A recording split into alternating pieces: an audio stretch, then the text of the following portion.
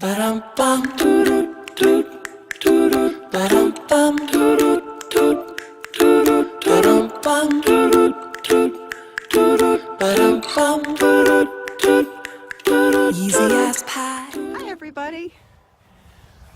This week we're talking about immediacy, and one of the things I found out when I did some research is that what the research says is that basically not scripting your video content is probably better in terms of producing those wonderful feelings with students, that they know you more and that they are intimately connected with you, than it is if you are actually scripting. And this is actually, I usually script my video content, so this is very different.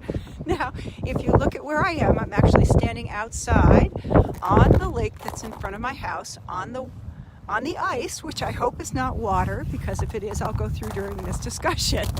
Anyway, this week I wanted to talk about a particular student and family issues as causing a barrier. Ooh, I don't know why this is, all right, there, that's better. Sorry. Talk about family issues. I have this amazing Norwich student in my relational database course who is just, and most of the students in the courses at Norwich tend to be very, very hyper vigilant about making sure that everything is fine. Now, he is a particularly wonderful student. He's stationed down at Norfolk. He's in the Navy, and he had some assignments due in something called MindTap, and some of you probably know not MindTap because it's a Cengage product, and it goes with, it goes with your textbooks. So what happened was, he sent me a text over the weekend. I always give them my my cell phone numbers to make sure that the students can contact me, because a lot of these students are deployed, and it's very difficult for them to get service sometimes. Sorry about this. I'm not in the center of the frame. To get internet service, but most of them do have cell service, so that works out pretty well. And he sent me an email and said that he had been unable to meet the deadline this weekend because his wife had had a baby, which is awesome. It's a super awesome thing to have happen. He was very excited, but unfortunately what had happened is she ended up in the intensive care unit immediately afterwards. And he was having trouble with getting internet reception in the ICU. And of course, what I wrote back to him was that his first priority needed to be his wife, and congratulations on the new baby. And when he could get his assignment done, I would certainly accept it with no deduction of points.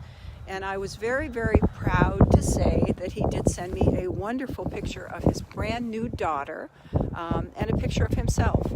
And it made the whole feeling of intimacy, it basically made the whole feeling of the course completely change for me, because now I think of him as a friend, and he thinks of me as a friend and colleague.